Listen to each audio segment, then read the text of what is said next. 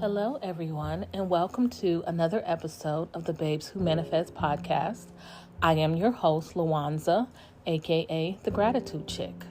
Don't forget to follow me on all of my social media platforms at The Gratitude Chick, on Twitter, Gratitude_Chick, and on TikTok, Babes Who Manifest.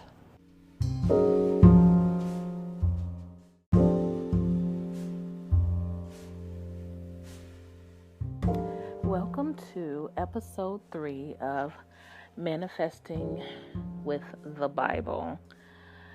So today's episode is going to be on the scripture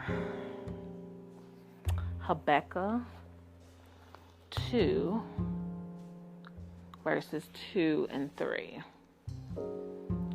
I am reading from the New King James Version, as I stated in probably my very first episode.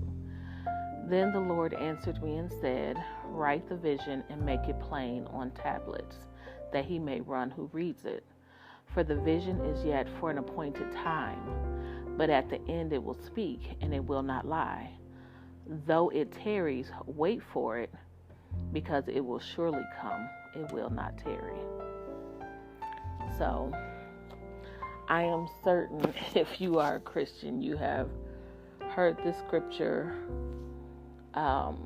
You may not have understood the correlation between this scripture and what it's saying and manifesting your life. This scripture is literally telling us to write out our vision and make it plain. There are so many times in so many of the podcasts and so many posts that I've made in the group where I tell you to, before you start anything, to do what? Set your intentions. And when you set your intentions, be what? Clear and concise. And the reason why is because in order for you to manifest the life that you want, the things that you are requesting into your reality, you need to be clear on what it is that you want. And that is a big thing for me because I often waver between things. It's always this or that. It has always been that. And it has been hard to kind of knuckle down on one thing. And so oftentimes when your manifestation tarries, it is because you are not clear and concise on what it is that you want,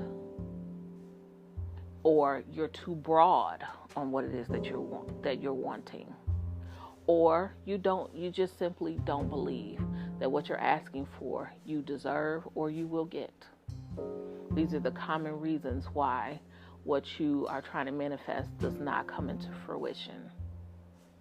So with this scripture, and I'm always going to use myself as an example because I feel that I've racked up enough history in my life to use me as a course on what not to do, and then as a course on what to do. So I am giving you, especially, and I really hope this gets to the younger viewers so that they don't have to spend years of their life trying to understand what if, when you can literally just listen and do, because this was not laid out for me as a young kid. And had I had this knowledge in my 20s, had any of this been available to me in my 20s, and not saying that it wasn't, but back in the early 2000s, I turned 20 in 1996. So back then, all we had were libraries to go to, the internet wasn't as prevalent. We definitely didn't have social media. So all of these things that you have access to today at the touch of your hand, but from your phone, I didn't have this back then. I literally had to go to the library if I wanted to research anything. And to be honest, this is not even something that was in my stratosphere to research.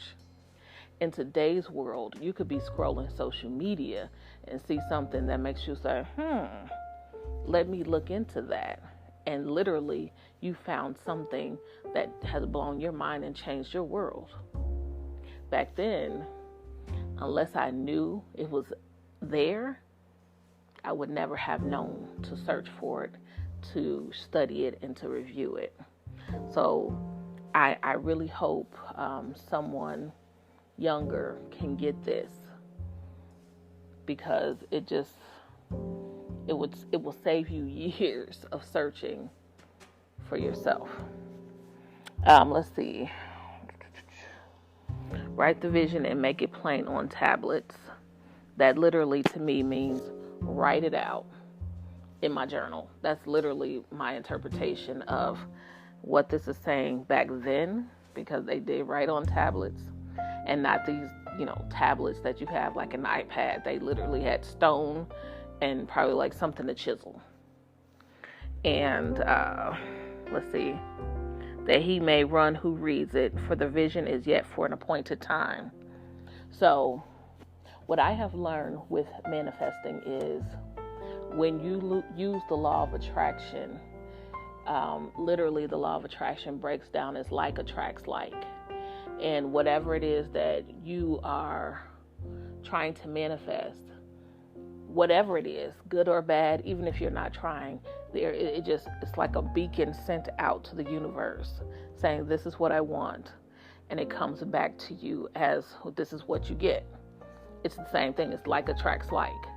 So if you're angry and pissed off, you're going to get more things to keep you angry and pissed off. So when this says, for the vision is yet for an appointed time, I believe that the reason that some things don't manifest right away is because we have mercy, we have grace. And I believe that God allows for us the ability to get angry, because even the Bible tells us to be angry but sin not. So I believe that he allows for us a moment of anger before we calm ourselves. But if we stay in that anger, we'll get more instances of that. We'll get more things back so that we can be angry.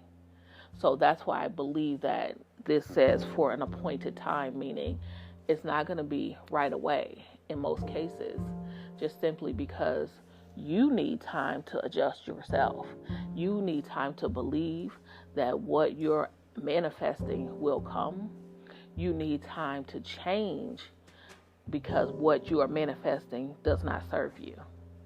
So that is what, now again, this is all what I believe based on my years of being me and all that I've researched. The next part says, but at the end it will speak and it will not lie. So to me, that comes back to the law of assumption, and why Neville Goddard tells you to feel the feeling of the wish fulfilled. Because if we're living in the end of the manifestation, meaning we are living in our minds as if we have already received what we've asked for, then it will come. This says, but at the end it will speak and it will not lie. So at the end it will come. It has to. It has to.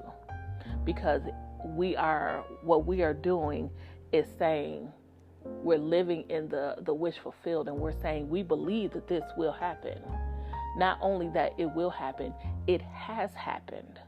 So it must happen, because as we know, energy is neither created nor destroyed.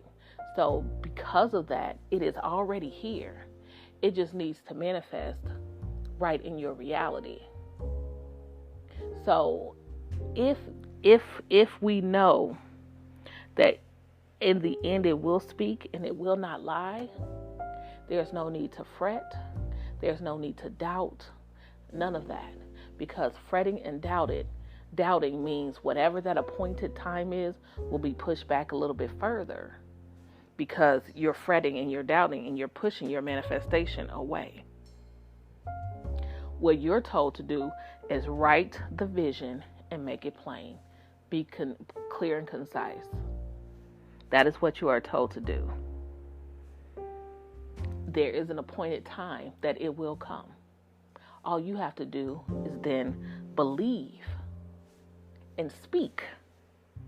Speak it. Continue to believe, knowing that what you are manifesting is coming at an appointed time. Though it tarries, wait for it. And that goes back to what I just said. If you are sitting in any kind of doubt or unbelief, all of that has to be swept away. You have to know that you know that you know. Mark 11 says, those, believing you will receive. You have to believe. You have to believe. And when you believe, you feel the feeling of the wish fulfilled. So though it may tarry, and all that's doing is giving you time to get yourself together. That's it. Still wait for it. Don't give up on it. Don't give up on your dreams at all. It will come. It must come. It has to come. It will. You just have to be prepared for it. You just have to believe, and you have to have some patience. See, this is why I tell you that the how and the when is not your business. Your business is to believe and to live in the end. Feel the feeling of the wish fulfilled. That is your business. And the last part, because it will surely come, it will not tarry. So I think my interpretation of this part, though it tarries, wait for it, because it will surely come, it will not tarry, means that first part says, though it tarries, and then the last part says, it will not tarry. I think that is the difference between what we see in our mind and what is in reality. When we doubt, we believe that our manifestation won't come. But in reality, it is traveling to us. So I think that is the difference in those verses. Though it tarries, wait for it, because it will surely come, it will not tarry. So in our minds, we've been waiting, and we're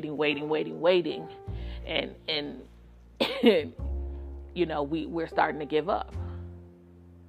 And in our minds, it is tarrying because we're now losing belief in what we're wanting, because we haven't seen it in our physical reality. But in reality, it's on its way. Our job is just simply to believe and to do whatever is necessary to keep our vibes high and to continue to believe that what it is that we are asking for will come. So for those Christians out here who don't believe that manifesting is real and of the Lord and from the Bible, this scripture lets you know that it definitely is. And it actually gives you a blueprint of what you should be doing. Write the vision, make it plain. Write out what you want, be clear and concise. Don't doubt. Continue to live in the wish fulfilled. It's on its way. Literally a blueprint in 2 verses. So I hope that this interpretation of Habakkuk 2 and 3 helps to further solidify for you that manifestation is from the Bible. Whether you like the name or not, it doesn't matter what it's called. You can call it whatever you want, but know that the act of it is from the Bible. It is. So I will have more instances, more scriptures in the coming days and weeks to further help you on your journey with manifesting in the Bible. I hope that you have gotten something from this.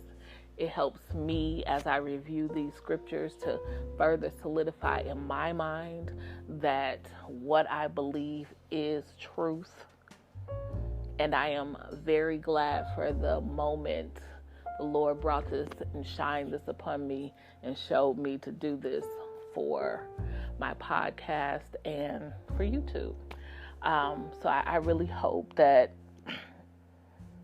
you guys got this word. And if you don't believe or don't agree with me, please let me know in the comments. Find me on social media. Let's have a conversation. I didn't write these words. These are literally just my one person's theory of what I believe God meant for us. So I wish you guys well. Have a great day. Don't forget to add gratitude as a part of your daily practice. I promise you your life will change once you add gratitude as a part of your daily practice. Have a fantastic day, everyone.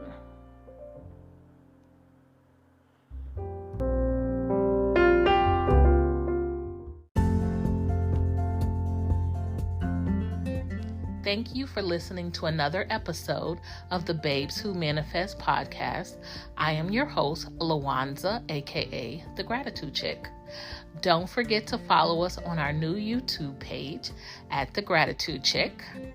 Make sure to click in our description box for a good deal on starting your own dropshipping business with Shopify.